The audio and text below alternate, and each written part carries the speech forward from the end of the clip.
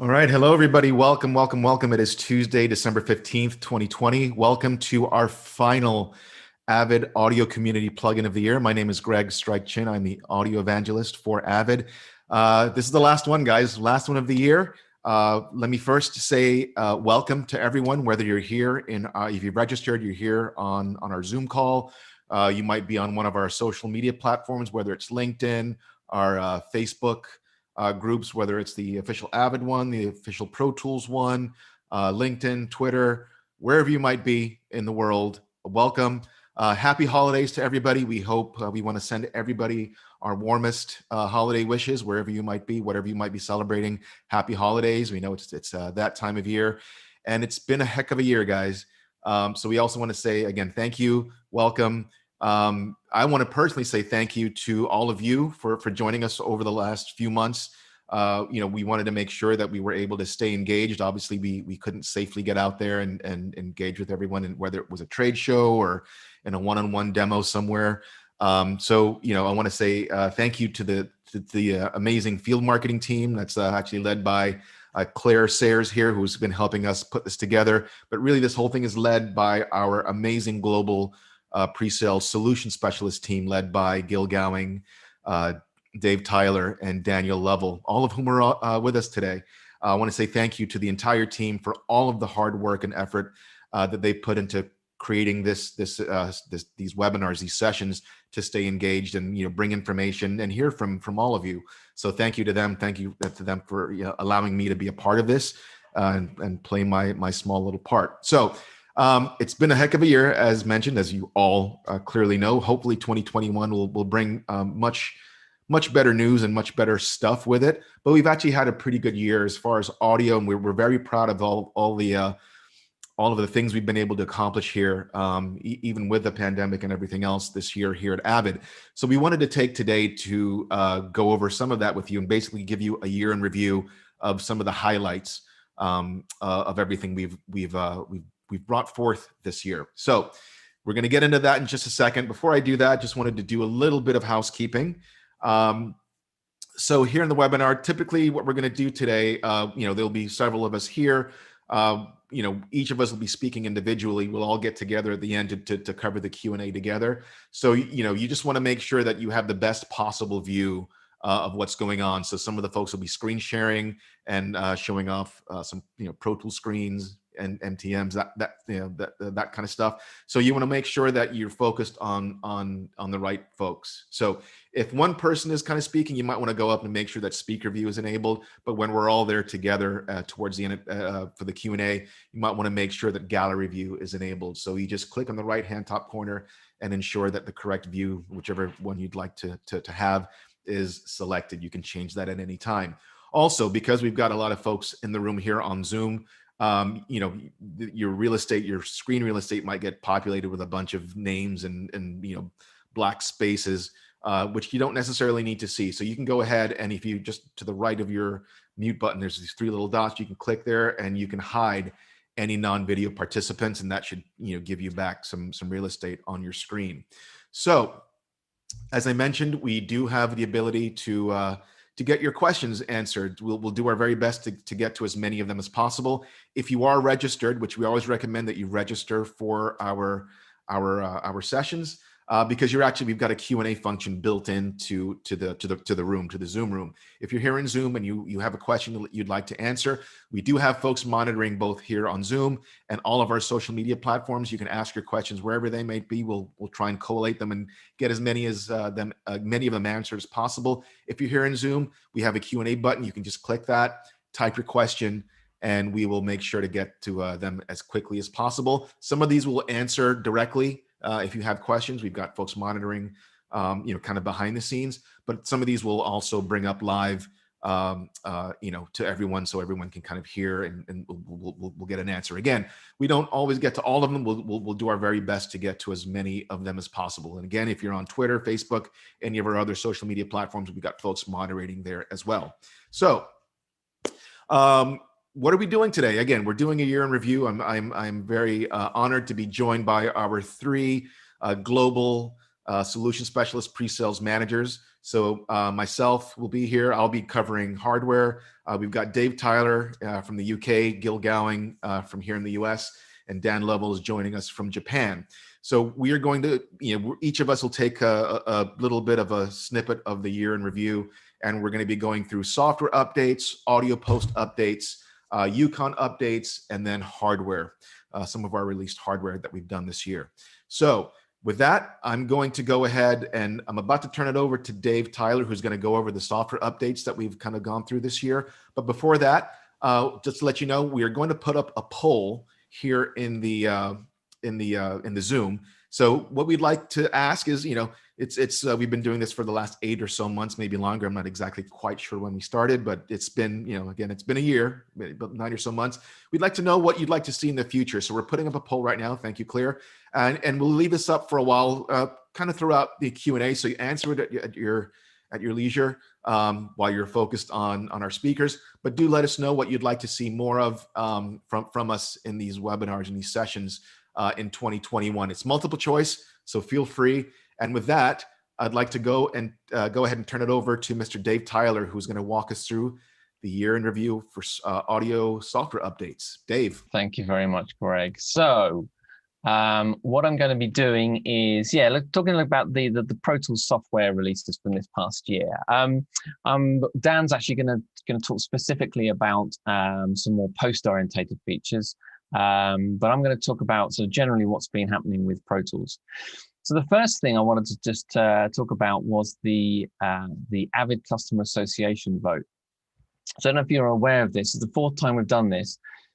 We let people, take a poll and basically ask people what they want to see in Pro Tools. And, we're not just paying lip service to this. Actually, we do use this, and it does fit into our product roadmap. So we take it very seriously. It's there for all of Avid's products. You can choose to fill in the bits which just relate to audio, or all the other products that you use from Avid. So I'd really encourage you to take the time and go and vote in the ACA vote. It's very simple, avid.com/vote. So let's go back into the mist of time. I mean, that first release of Pro Tools this year was 2020.3. That feels like a lifetime ago. And the main feature there was folder tracks. So just kind of bring it back to that ACA vote. Actually, that was the sort of the number one feature for a little while. So as I say, we are actually using that poll, the ACA poll, to inform our roadmap. And we knew that meant that folder tracks was really important for our customers. So just having a look at this in Pro Tools. I'm not going to give an extended demo, as we've got plenty of materials around showing you some of these things. But I've got a reasonably large session here. It's kind of a music session with lots of elements in there. So I can use folder tracks for a couple of different ways. I can use them for organization. So for example, I've got my drums and my bass are just sort of tucked in here with these tracks, which just fold them out the way. It just means that whilst I'm not using them, when I don't need them, they could just be tucked out of the way. There's also something called a routing folder. So this one here, electric guitars, it's a routing folder. It's a combination of a folder track for the organizational side, so that I can collapse that if I want to, but also retains the elements of an auxiliary submaster. So I'm actually routing tracks through here. So these 4 tracks here are actually being routed through that routing folder. So as I say, a number of different ways of using it. Now, folder tracks really come into their own when it comes to using surfaces. So Gil's going to delve into that in the later part of the session. So just going back to as we go through this year. So once we got 2020.3 out the door, the next release we had from Pro Tools was 2020.5. Now, we all who work for Avid, we go out there and we show Pro Tools releases, and we get a release out there. And if it's got lots of features in it, people will say, yeah, I don't want lots of features. I just want Pro Tools to be, to not crash and to be completely free of bugs. And then we bring out a release which is just bug fixes. People say, where's all the features gone? So, we can never quite get it right. So 2020.5 is one of those releases which is primarily about bug fixes. So we want to make Pro Tools as stable as possible. We want to give you the best experience. And so from time to time, we want to bring out maintenance releases, which will give you updates to the software and keep it as stable as possible. At the same time, we can use these sort of smaller releases to introduce maybe kind of small features. So in May, if you remember, we were sort of right back at sort of the beginning of, a couple of months into lockdowns around the world and so on. And so our industry changed drastically in that time, and people were moving to more remote workflows, trying to find different ways of working together. And one thing that people wanted to do was do more remote workflows using cloud-based storage, OneDrive, Dropbox, Google Drive.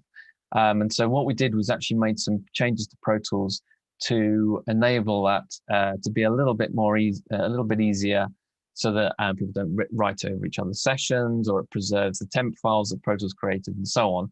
So again, it's a small feature, but actually was really important at that point. So from 2020.5, we go to 2020.9.1.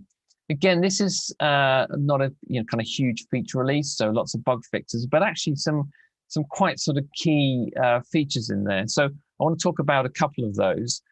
First of all, Ableton Link. So if you switch over to Pro Tools, so I've got this session running here. It's a bring up that one. So it's a session. If I just play a little bit in there, there's one we've been using for our carbon demos, which I'll talk about in a moment.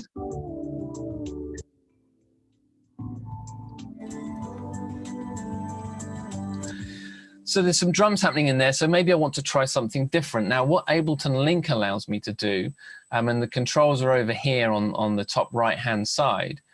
So I can just, if I move my Zoom window out of the way, if I just bring that up here, I can choose to show the Ableton Link controls. So what this enables me to do is to sync up Pro Tools with an Ableton Link enabled app. Now, Link is not like the Link protocol rather is not like Rewire or MIDI timecode. There's no sort of positional element. It's purely about locking to bars and beats. So really the idea of this is it allows you to kind of to jam along with another app. So that might be, there's plenty of Ableton Link enabled iOS apps, for example. So I've got a very simple example here. So I'm going to turn on Link in Pro Tools, and I've got Ableton Live running. If I turn on Link over here and now start up Ableton Live, Pro Tools will now follow.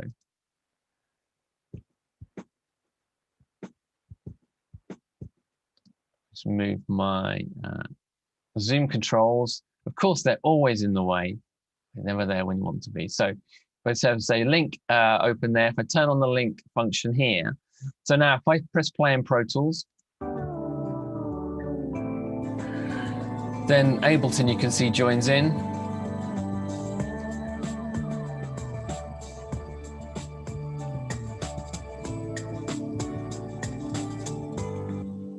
So in this context, I could have some loops and so on running in Ableton Live and have them just kind of jamming along with Pro Tools, and I can try sort of switch things in and out and try different things. So yeah, Link it's a very kind of nice kind of creative way of working. As I say, a bunch of other applications out there support it, including MPC Beats and lots of iOS apps. So that's quite a useful one. Another one which we put into this release, if I switch back, we've got a couple of small things, but which, again, we put these things in because they're important to our customers. So, for example, support for BW64 files and SD2 files. And that might not be something that you come across in your own workflow. But for some customers, particularly BW64 for post, and SD2 for customers with legacy sessions, this is really important for them. It really kind of opens up some possibilities. And also we've got a new little record preference. So if you're working with MIDI and audio tracks, you can choose to cancel all record enabled tracks when you record enable a new track. So just kind of little usability features. And as I say, a bunch of bug fixes in there as well. But brings us on to 2020.11. Now, Pro Tools 2020.11 was probably one of our biggest feature releases for a long time, I would say. I mean, folder tracks was a big one, but there weren't many other things going on with that. Whereas 2020.11, we're bringing support for new hardware in the form of Carbon, as well as a whole bunch of other new features. So if I switch back to Pro Tools, let's take a look at some of those. So Greg is going to talk about Carbon in a little bit, but it's an important piece of hardware for us, and obviously that needs to be supported by the Pro Tools software. Specifically, we introduced something called the hybrid engine when we introduced Carbon. So the hybrid engine allows us to run our mixer in the native domain, but if we need a low latency path, then we can put our tracks into low latency mode and use the DSP chips on the Carbon unit itself. So if we have a look at this session here, I've got my lead vocal is in DSP mode. If I bring up one of these plugins here, that's in DSP mode. So these tracks are actually running on the Carbon hardware, and whilst the rest of the mixer is running on the native CPU. So obviously that takes, that's a very simple thing to do as a user. You just press a button and it works, which is amazing. But an awful lot of work went into Pro Tools to make that happen. So support for Carbon is a big part of the 2020.11 release. And to be honest, in other circumstances that would be might be the sort of the only thing in a certain release. But 2020.11, we've managed to cram quite a lot more in. The next one, which is the most obvious thing when you first launch Pro Tools, is the new dark theme. So dark theme just brings a slightly more modern, darker look. We've taken the opportunity to flatten some of the icons, as I say, give it a bit of a fresher look. We know that Pro Tools is used in dark rooms and studios, and so there's often been a request to make Pro Tools so it's not quite so bright in that environment. So that's what the purpose of dark theme is.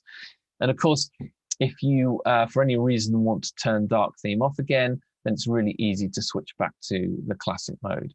And dark theme is something which we'll be tweaking. This was our kind of a first round of making some fairly major changes to the UI. So we'll be tweaking dark mode a little bit based on user feedback. So I know lots of people have, on various forums and so on have given us feedback about dark theme. To be honest with you, though, the feedback is overwhelmingly positive, and I'll tell you from our group, who are those who go out and sort of demonstrate Pro Tools for a living. We're a cynical old bunch, been using Pro Tools for many years, but we're really excited about dark mode. And actually, I would say probably the vast majority of us have switched over to dark theme and are never going to switch back again. In fact, it feels really odd to go back to an earlier version of Pro Tools. Next up, again, is a feature which for many Pro Tools releases would be sort of the headline feature, and that's audio to MIDI. So audio to MIDI allows you to drag and drop an audio file onto a MIDI track and then generate MIDI data from that audio file. So that's done using an algorithm from Celemony, from Melodyne. So actually, that's another part of the 2020.11 release, is that you get Melodyne Essential as part of your bundle as a current subscriber to enable this. So it's a nice kind of extra thing to have. So audio to MIDI, as I say, it's something which lots of users have been asking for a long time. And again, we're quite excited to play around with that. Another one which might not be quite so obvious as to how it might be used is a feature which is called Space Clips. So this allows you to set a predetermined gap between clips on your timeline. And whilst you could use this for music workflows, it actually probably has more sort of post-production applications. So Dan will talk about that in a bit more detail when he talks about post. And then the last thing in Pro Tools 2020.11 I want to talk about, and again, I think this is actually a really big feature, and that's the new bounce window. So there's two things about it which have been long requested features, and the first is presets. So you can set all of your bounce parameters and then save that out as a preset. So if you want to move to another session, you can recall that preset and have exactly the same parameters set up. So that's really, really useful. Saves having to change things around every time. The other one, which I find extremely useful, is your location. So you can preset a destination either within the session folder, which is the default, or prompt for a new location each time, or to a specific directory. So you may have a sort of a finished bounce files folder. You might have a watch folder, any number of different workflows. So this really opens up a huge number of possibilities. So to switch back to the PowerPoint for a second. So as you can see in 2020.11, lots of new things, lots of new features, lots of stuff to show you. So where can you get all your information about these Pro Tools releases? So I wanted to point to you to a few different places, and we're going to send these links out in the follow-up emails to this webinar. First up, though, is avidblogs.com. So Avid Blogs is actually a really good place to get your information. We've got articles in there, not just from from ourselves. We've got articles from end users, from third parties, telling you all about different aspects of Pro Tools. So we've got Avid blog articles for each of our new releases, for all the different features that are in there, and for our new hardware and so on. So as I say, definitely go to avidblogs.com. Another thing that we've done this year is we've created this new YouTube playlist called Pro Tools Tech Tips. So if you go to avid.com/Pro Tools Tech Tips, it'll take you to a playlist, and we've started to collect a whole bunch of useful tips and tricks, which are mostly they're sort of 30 seconds to a minute long, but just little things that we think are useful for you to know as a Pro Tools user, little hidden gems, things that we use every day that we find useful. So I would definitely point you to there, because then we also put, when we have new product releases, we also put new product information up there as well. And then finally, we have our Avid knowledge base, a couple of articles here. One, we get release notes for each release, and there's also a really useful article which gives you a summary of every single Pro Tools release going back to version 9 or so. And of course, we don't just do Pro Tools. I'm certainly no Sibelius expert, but this is just a highlight of some of the things we've put into Sibelius this year. So the Sibelius team are working really hard, and it's actually great to see the momentum they've built up. Sibelius is coming along in leaps and bounds, and we keep adding amazing new features for all of our Sibelius users. So if you're a Sibelius user, you're into notation, certainly check out all of the latest releases in this year in Sibelius. And then one last thing to mention is Avid Play. So Avid Play is something that's part of Avid Link. We've been had this now for a couple of years, but this year we added the ability to distribute your music to streaming platforms that's been mixed in Dolby Atmos. So Dolby Atmos and music is really sort of taking off. And so with Avid Play, you can take your final mix and then distribute that to a streaming platform. So as I say, lots of work on software, Pro Tools and Sibelius, Avid Play, Avid Link. We're sort of trying to improve things all the way across the board. So it's been a tough year, but we've certainly kept us busy. So with that, I'm going to hand it over to Dan to talk about the post-production elements of this year. Cool. Thank you very much, Dave. I'm just going to do a share screen myself, and we should just have a little bit of a presentation there. So yeah, I wanted to really talk about some of the more post features, or the features that really affect people in post-production, which is certainly an area near and dear to my heart. So we're talking about 2020 today, but actually we made our first major inroads to where we are this year at the end of 2019, when we did our first support of Catalina in 2019.12. But of course, we can't talk about that without talking about the fact that the Catalina release meant that we lost support for some of the 32-bit libraries we were using in QuickTime for some of our playback and file conversion for movies. we've worked very, very hard to bring that up to where it was before, to have feature parity. So let's just do a quick review on what we've done. Now, in that very first release, that 2019 .12 release, basically Pro Tools would only be able to play back MXF files in on the Catalina OS. Now, if you're on a earlier OS or on another OS, then it was actually going to it's going to work as it always has done. And as I'll show you later on, you still have the same QuickTime options as you've always had if you're running Mojave or a earlier supported OS.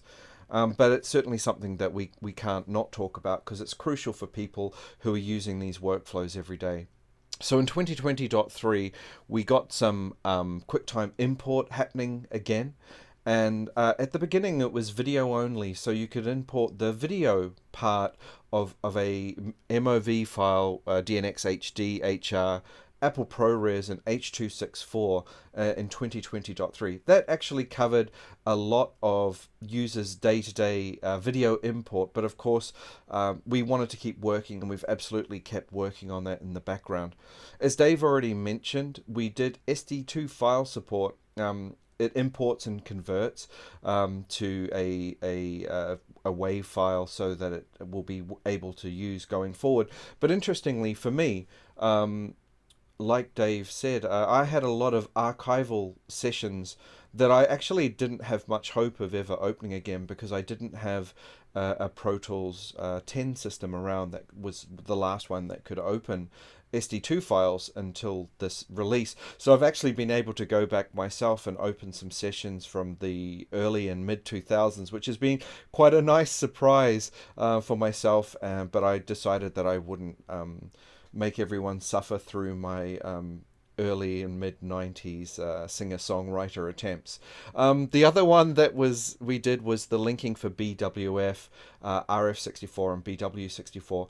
This is not necessarily going to affect everyone, but in some larger broadcast situations, these are file types that are being used.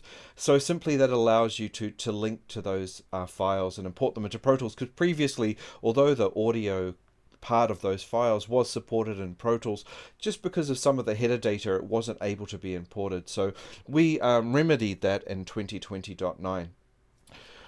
As Dave also mentioned earlier, really 2020.11 is where a massive amount of work happened, and well, we saw the result of the massive amount of work all the teams have been working on throughout the year, and even before that.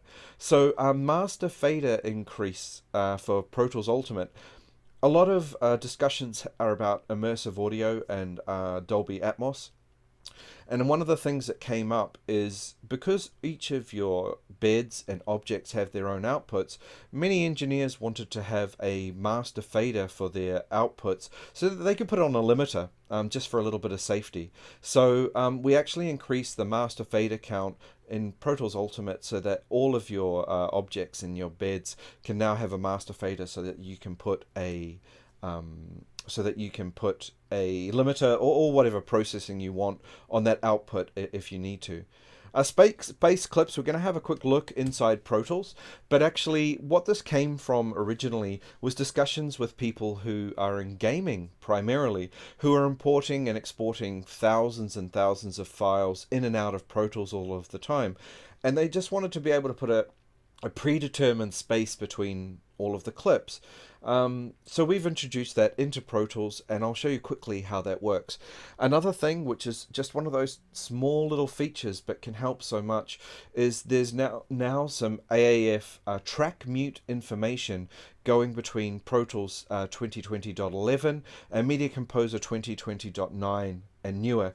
Simply to say, there could have been a chance in the past that your rough mix or perhaps a music track that the editor didn't want you to actually mix could have come over in the AAF, and you would have had no idea that that had been muted in the previous session or sequence between Pro Tools and Media Composer. So this is just a nice little feature that allows for that interoperability between Media Composer and Pro Tools, just to get that step better.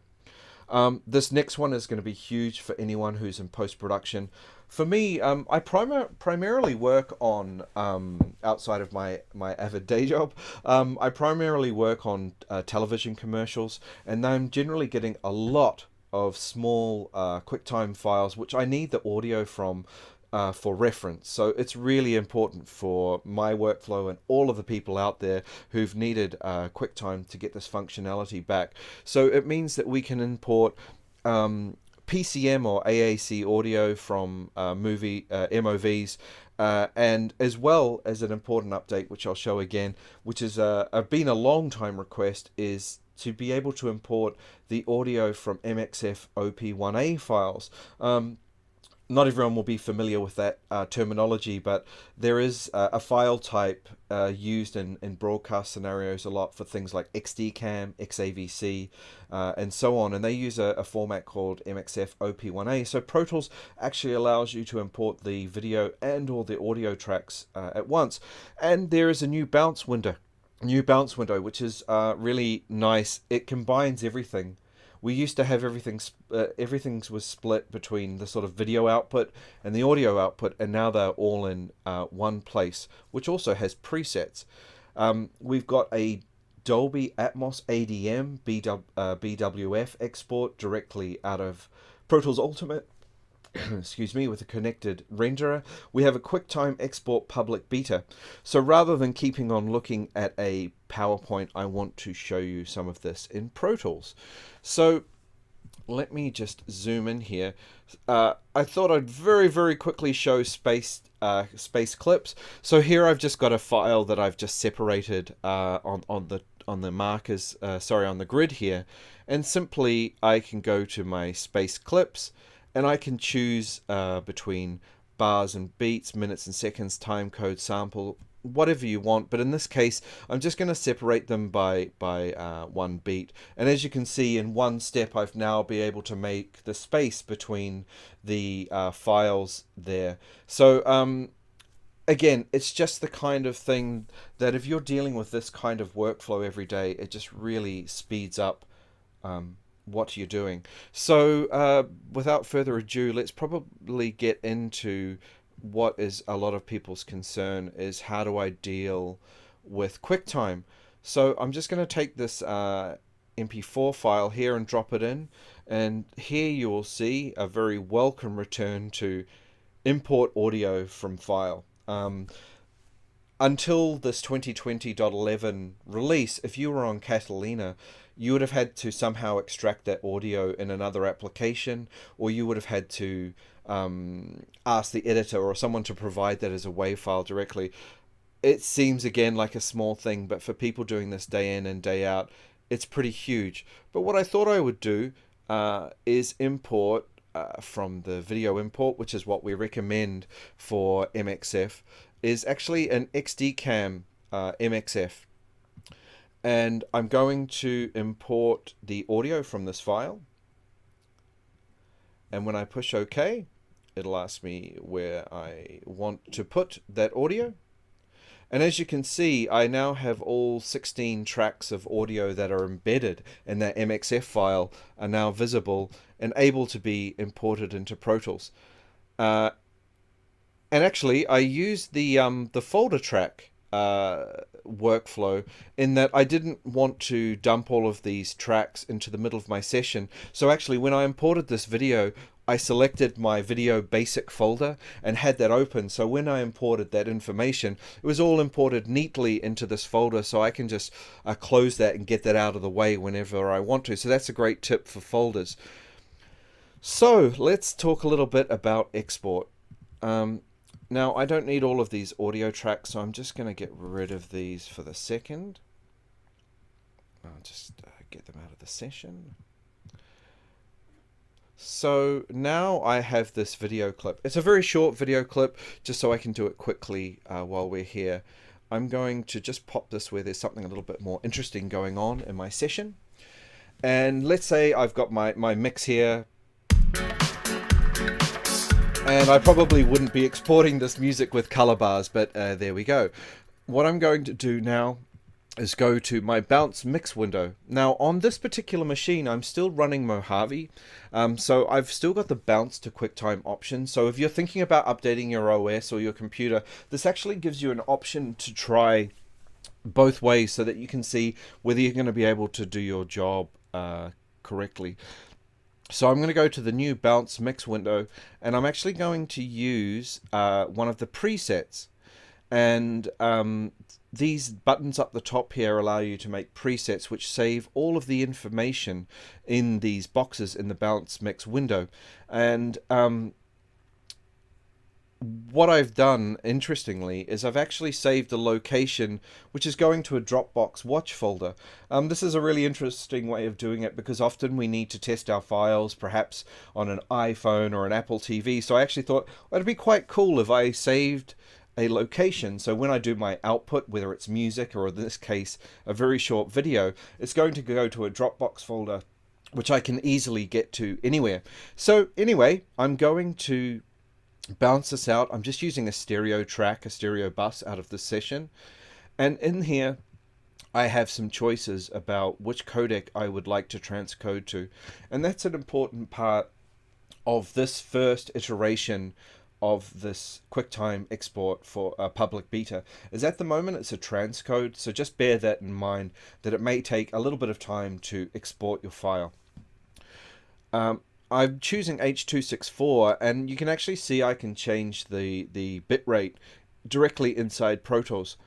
So I'm just going to bounce that file. Again, it's a very short file just for demonstration purposes, but this is now bounced the video and the audio from Pro Tools. So if I jump over to my Dropbox folder, you can see now that I have a successfully made video clip with audio in it. Now it may again seem like a small thing, but if that's something that you do 100 times a day, to be able to do it all directly from Pro Tools again is going to help you a lot.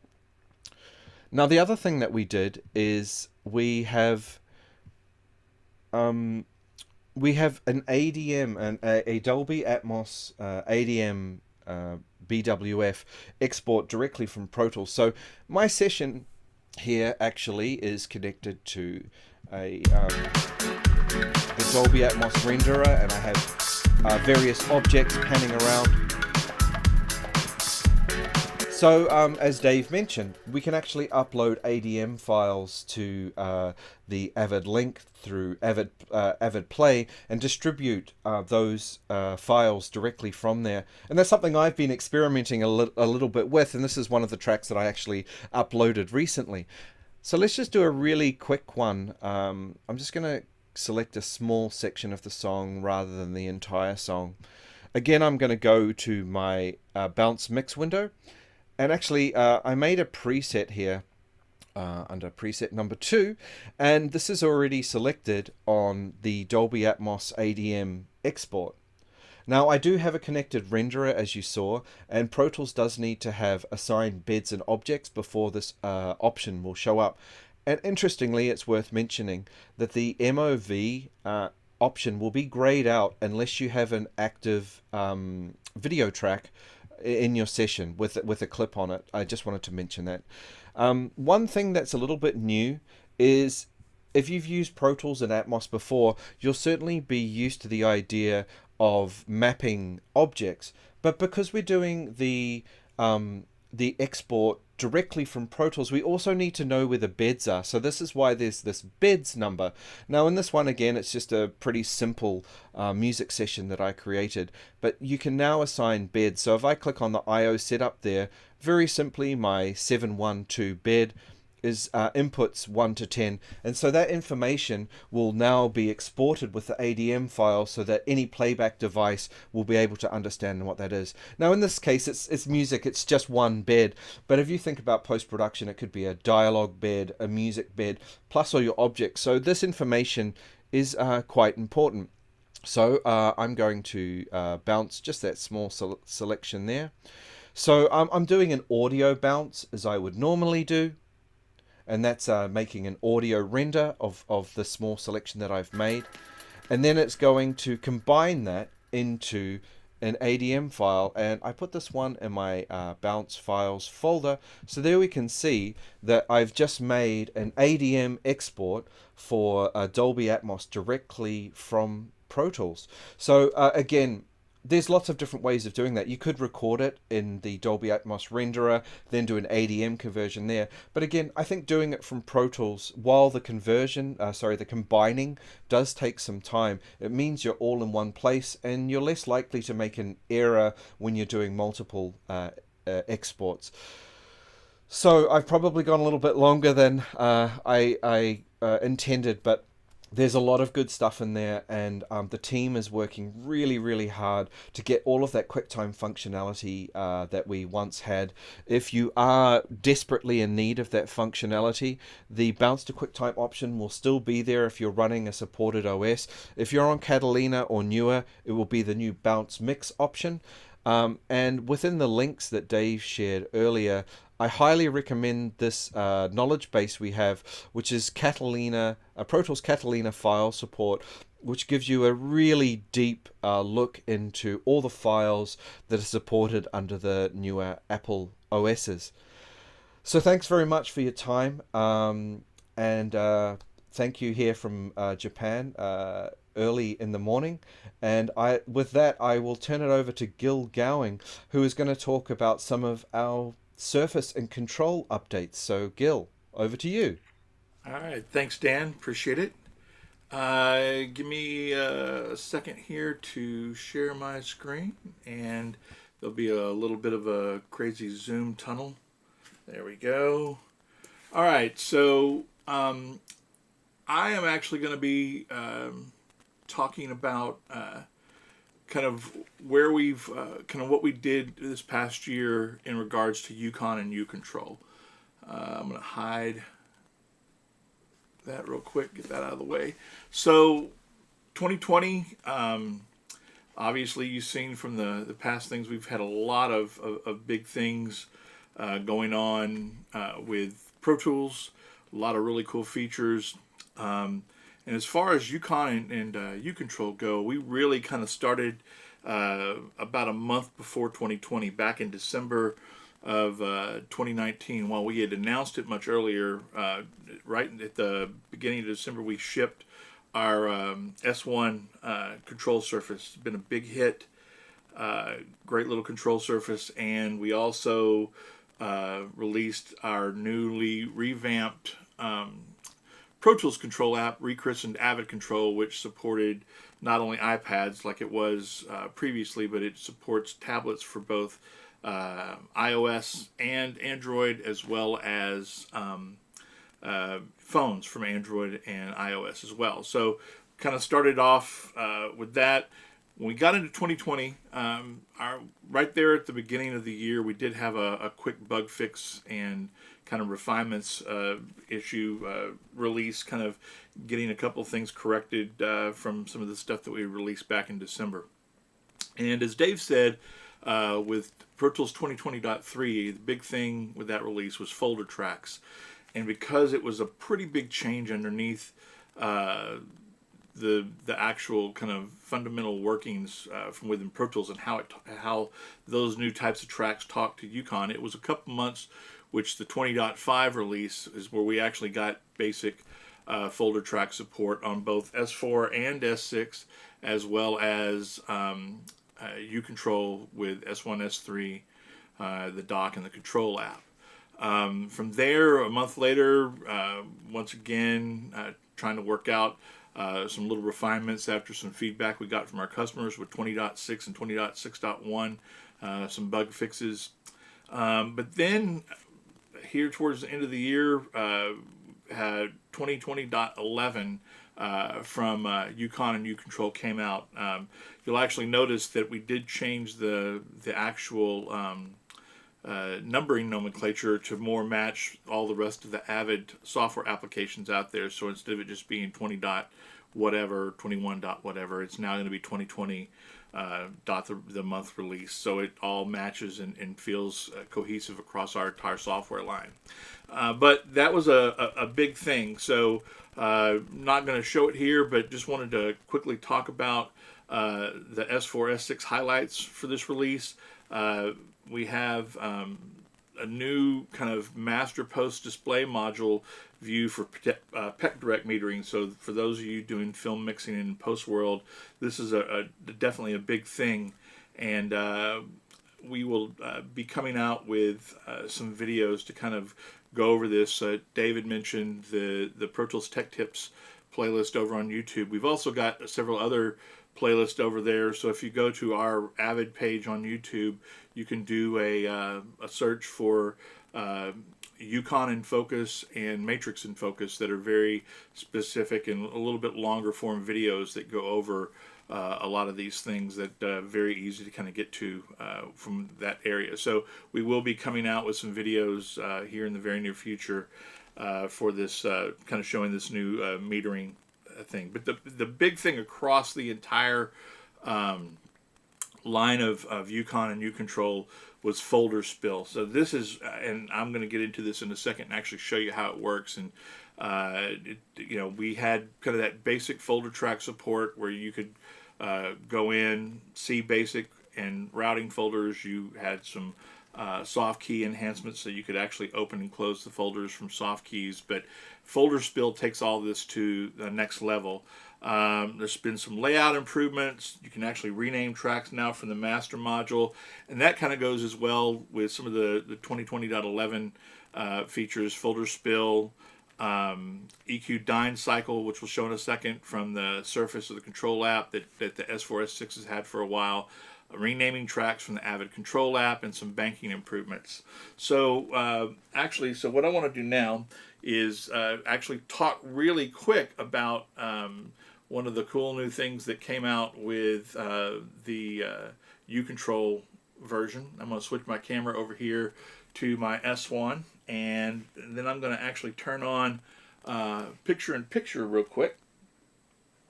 And you're going to see a meter bridge. Now, this meter bridge is actually running on my Mac, and it's called the Avid Control Desktop, and this is a free add-on that when you install 2020.11 U-Control or the unified installer for Yukon, this is a choice that you can actually choose. So with S1 and S3 surfaces, you can actually see I've got two iPads sitting here on my S1s, but they don't have anything on them right now because what I'm using actually is this Avid control app. So I'm actually running the meter bridge for these surfaces on my computer. This is really cool. So I'm going to quickly hit play so you can see some meters. I'll bank around here. You'll see that the app banks right with me.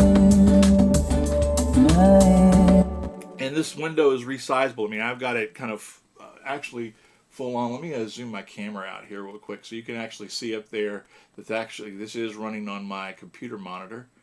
And what's really cool about this is you can resize this thing to kind of fit right over how many ever S1s you have. It'll actually expand out and show the number of meters for how many ever faders you have. So you could have 32 meters shown with 32 channels of S1. And this gives S3 users a really cool way to have a meter bridge as well. There's preferences that you can come in and open up, and we can change the meter height so we can actually view more things, like we can see both. We can see pan, EQ, and dynamics widgets in the metering view. We can change it's just like the meter functionality on the surfaces. So really cool thing to be able to do that. So give me 2 seconds here, and we're gonna actually take that off for a second, and then we're gonna add our iPads back to our S1s, and they can come up here, and let's go ahead and turn that off. So, like I said, the big thing with the 2020.11 release, especially for S1, was folder spill. And I'm going to go ahead and close all these folders here real quick. And there we go.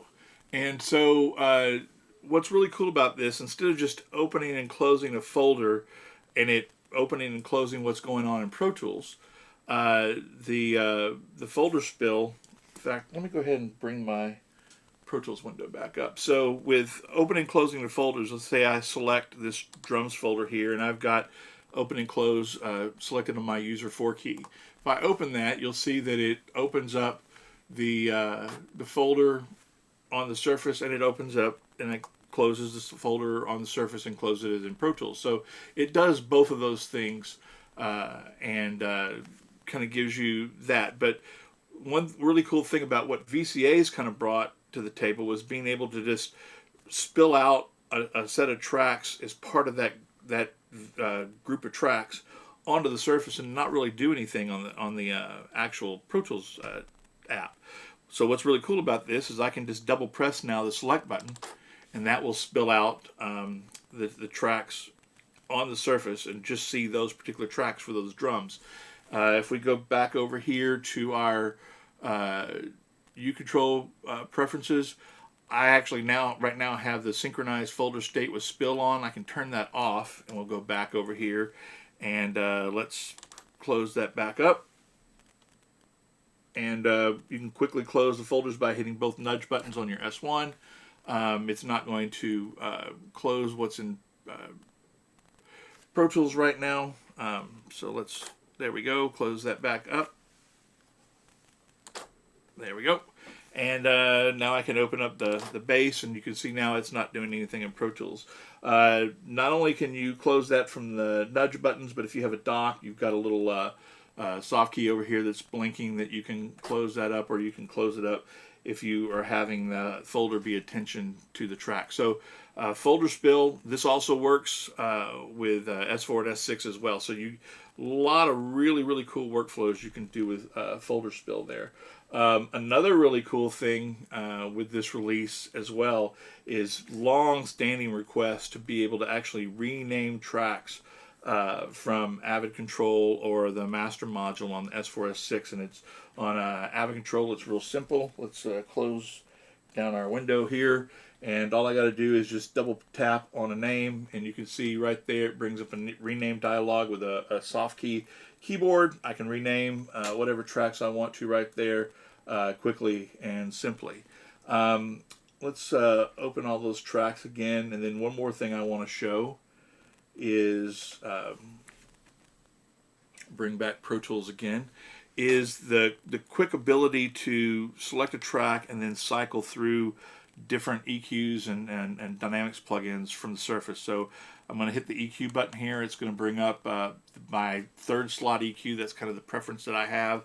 But instead of now having to go through and with a mouse select, I can, if I've got multiple EQs or multiple dynamics, I just press and it cycles through all the ones on that track. And the same thing with dynamics. So we come over here on this track, we switch to dynamics, and so now there's the Dyne 3 expander gate, there's the dynamics on the Plugin Alliance BX console in, and then back to the Avid channel strip. So we can put that away by hitting pan. So a lot of really, really cool enhancements that we've done this year, especially around U-Control with S1 and the Avid Control app. This year has been a really challenging time for everybody. A lot of people needing to move from working in bigger studios or whatever, moving to work at home, and it was really, a lot of people have really kind of drawn attention to the S1 and being able to put together very, very powerful mixing systems in a spare bedroom during this time. And that it's, with all these features now, it really kind of brings a lot of people that might have been working in bigger studios on our bigger S4s and S6s. You get a lot of that kind of functionality now in a much more smaller, compact situation. So, we've definitely got more stuff planned. We'll be coming out with things as we move into 2021. Lot to look forward to there. So kind of saving the best for last. I want to now thank everybody, but I want to turn it over to Greg, and I want to let him kind of talk about some of our hardware releases that we've had over this past year. So, Greg, thank you. Thank you so much, Gil, and also thank you to Dave and Dan for their contributions here today. So a lot of stuff happening. Obviously, guys, we're right at the top of the hour, but we're going to actually go a little longer. I want to make sure we get through. I'll go through the hardware stuff really quickly. We do have some questions that we wanted to answer live. We've got a very passionate user base, and we're very grateful for that. So we want to make sure we get to some of that. And also, we've gone ahead and closed the poll. I will give the results of that here in a minute. So before we do that, let me just go right into kind of a very, very quick overview of our hardware releases this year. So back in January at NAMM, when we were still able to go out and do things live and in person, we introduced our brand new, at the time, HDX Thunderbolt 3 systems. These are chassis that have been co-designed with our partner Sonnet. Sonnet is really well known for building very, very robust, very, very strong, and great chassis for professional use. So we partnered with them to create some chassis that are they're available in both desktop and rack mount availability, and these are for our customers who are utilizing some of the newer, specifically some of the newer Macs, and in some cases PCs that run on Thunderbolt 3. So again, these are obviously all Thunderbolt 3 connected. They're available bundled or standalone. So there are two different versions of the chassis. So there is a rack mount version, which you can actually house both an HDX, a single HDX card, and a Mac Mini. So kind of a very all-inclusive, kind of a turnkey system if you're an HDX user, and makes it very, very easy. Then we have the desktop version, which houses an HDX, a single HDX card. So again, these are available bundled or standalone. You can see here, I've kind of got the list of what the bundles look like. So we've got Matrix Studio bundles as well as HD Omnis, a bundle available both in desktop and rack versions. Again, very, very powerful, makes things very easy. Depending on how you'd like to leverage them, whether desktop or underneath your system or in a rack type situation. Following that, we introduced our Matrix Studio. Whoops, let me go back here one. And the Matrix Studio we've created in partnership with DAD. So if you're familiar with the Matrix itself, we partnered with DAD there. We took it a step further and wanted to create something for different types of usage. So we've got an all-in-one monitoring solution. This is a single rack unit, works with both HDX and HD native. So you've got an 18x22 analog, 64 Dante interface, a 16x16 ADAT included as well. So this is all connected, all connectable via this single interface. We've also got built-in speaker tuning. So obviously, if you're familiar with Matrix, if you wanted to have speaker tuning, there's an SPQ card that you can add. Matrix is very flexible that way. We actually wanted to take that SPQ functionality and build it and have it directly already in Matrix Studio. So that is available there, and of course it's Atmos enabled, with enough I/O to be able to mix and monitor Dolby Atmos. This has been out, we announced it back in January. It's been available, pretty much since right after the announcement, and we're very proud of that. We certainly see a lot of usage of the Matrix Studio over the past year. We're very excited about that. Certainly, probably the biggest hardware release of the year. We've been making a lot of noise recently. Last month, we introduced Pro Tools Carbon. So Carbon is a very big deal for us. I mean, everything we do here is a pretty big deal for us. You heard saw Dave talk a little bit about the hybrid engine earlier in Pro Tools. The hybrid engine was really kind of created around and for Pro Tools Carbon. So Pro Tools Carbon, it's a brand new type of audio interface. It's what we call a hybrid audio production system. It's an AVB based audio interface. So you're using Ethernet to be able to connect to your computer to be able to have that information, audio information, travel back and forth between the unit and Pro Tools or your computer. So what it does, it basically is combining the best of kind of both worlds. So you're taking HDX DSP acceleration along with the native CPU and combining them in a very meaningful way. Really gives you the ability to mix and record using AAX DSP plugins with just near zero latency monitoring. We're really excited about it. It sounds amazing as well. You can see here, you're looking at the front of the unit. So just really quickly, some of what's included on the unit. So you've got every kind of, basically almost every kind of input and output you might need. So you've got 8 transparent mic pre's, 2 instrument inputs right there on the front. You've got 4 headphone outputs, and these are all, those 4 headphone outputs are controllable all in Pro Tools, and you can actually assign those to different cue mixes. So you can see there's a lot of other stuff happening there. You've got obviously the AVB connection. You've got ADAT optical connectivity there, as well as word clock. Really amazing piece of kit that we've introduced. We're very happy about it. I have one here in the studio. I've been using it in my own music production. And one other thing I wanted to mention is all the plugins that you get with Carbon. So with Carbon, we've partnered with a bunch of some of our really great partners, our third-party developers, to include some really amazing plugins. Now, all the plugins, obviously, Carbon also ships with Pro Tools. A couple different ways you can use that. If you have a current subscription, you can actually use the license that comes with Carbon to extend your subscription, whether it's Pro Tools or Pro Tools Ultimate, or of course you can start a brand new license, and you're getting over 115 AAX plugins included. So you're getting everything from Avid included, and you're also getting a really nice mix of AAX native and DSP plugins.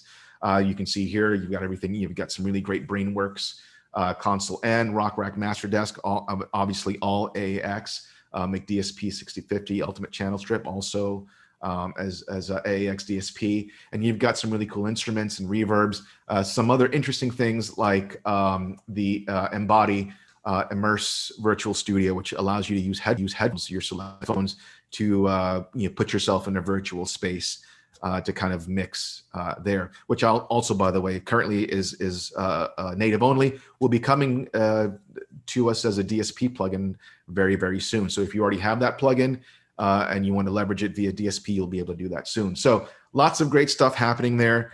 Wanted to make sure we also get to the questions that we've got here. So let me go ahead. I'm going to go ahead and invite Gil, Dave, and Daniel back to the show. And just really quickly, we've got a couple of things here. Let me go ahead and share my screen again.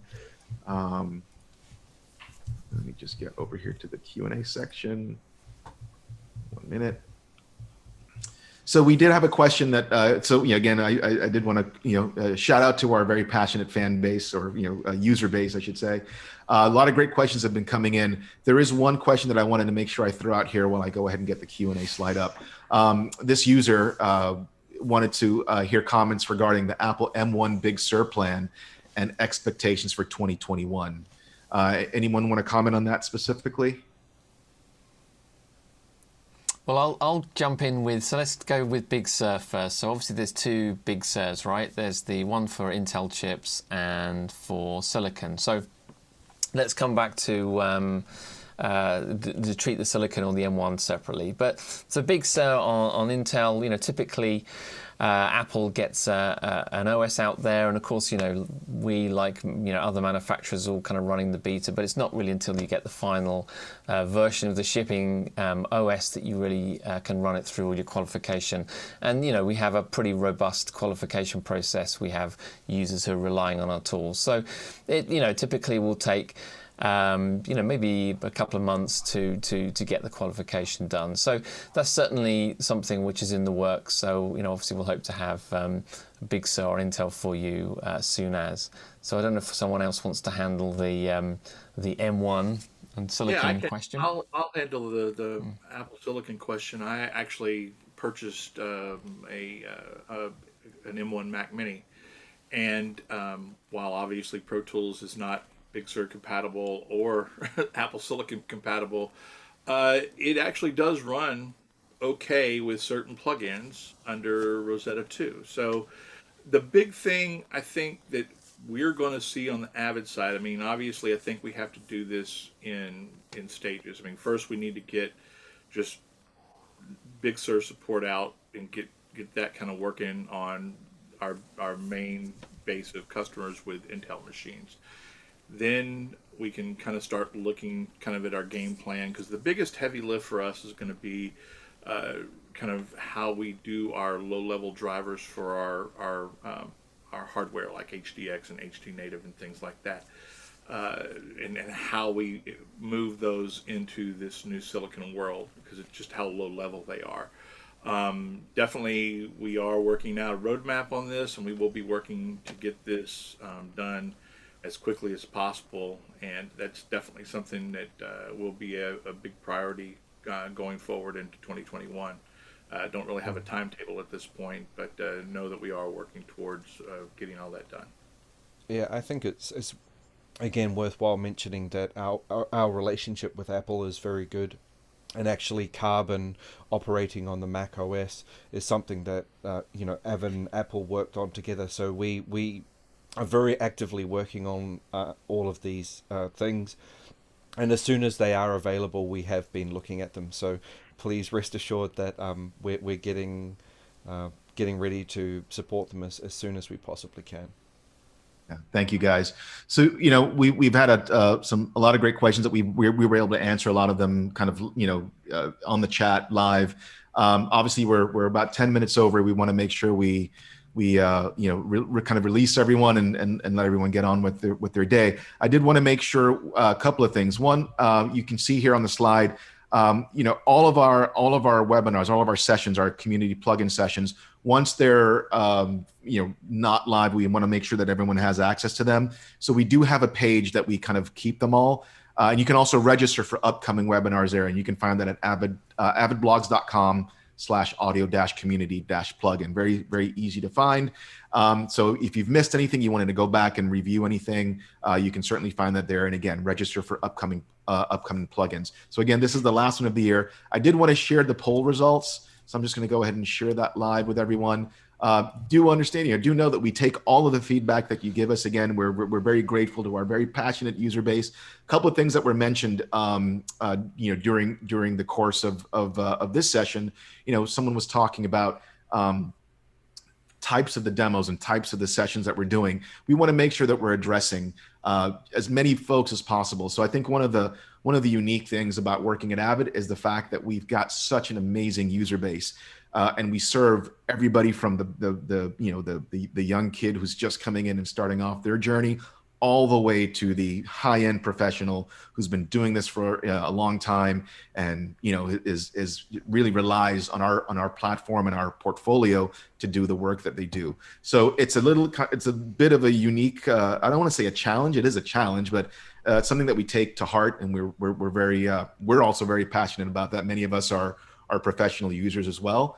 So we try to address everyone as much as we can. One of the things we're certainly focused on for 2021 is ensuring that we are going to do as much more of that in a way that's meaningful to as many of you as possible. So whether it's a 101 demo where I'm kind of gonna, maybe myself or Gaurav or someone else might be diving in and showing music workflow kind of out of the box, or someone like Jeff Komar, Gil, or Dave, or Dan, or anyone might be showing off some of our deep diving on some of our feature sets or workflows. We're going to do our very best to bring what each and every one of you need. It's a kind of a big lift. Again, we have a really immense user and customer base, and again, we're very grateful and thankful to all of you. We'll do our very best. So we're taking all the feedback. I did want to also just really quickly go back to something that Dave mentioned at the top of his presentation about the ACA. So I know that someone had mentioned, they kind of prefer using the duck, and that's perfectly great. We love the duck. It's kind of a forum that exists. It is pretty much user run, although it's kind of under the house of Avid in a sense. But the ACA is and the vote really gives us a very kind of a frontline look at what you all are requesting. So while of course please keep the conversation and the passionate fire burning on the DUC, please do also make sure you're leveraging the ACA vote, because we're looking at all of it. It is tough to get to everything, but we are definitely listening. And I assure you that over the course of the next year and moving on, you're going to see a lot of really great things continue to come from us. We are, I'll just say this very quickly. I know a lot of folks look at Avid and they might see us as some, very big corporate giant. We're very proud. We have a very, very, very passionate group of users here as well, from our product guys, our engineers, our team of really great men, women, young folks, older folks. I mean, you across the board, to our teams that most of you will engage with on a day-to-day basis, our pre-sales team, myself. Just like you, we're users. So we're doing our very best to, again, address as much as we possibly can. And it is a unique challenge. But with that, I will kind of end there. We're at 15 past and we do actually need to wrap. I've shared the poll results. We'll go back and take a look at that in our meeting and again, address how we move forward for 2021. Again, want to say thank you to the entire team, Dave, Gil, Daniel, Jeff, Claire, Simon, Oscar, everybody. I mean, I'm forgetting folks, but there's a large group back here kind of holding this up. Thank you to you guys. Most importantly, thank you to all of you, our viewers, users, our customers, for sticking with us, for supporting us, for using our tools. Thank you for the continuing feedback. Happy holidays to everybody. Please stay safe. We cannot wait to get back out there and be with you as much as possible in person. We will continue this kind of engagement because we think this is a really great, easy, not necessarily easy, but certainly an efficient way to be able to spend time with you without necessarily having to jump on a plane. Okay, so happy holidays, whatever you might be celebrating. Please stay safe, and we'll see you in 2021. Take care, everybody. Thank you. Cheers. Thank you. Thank you.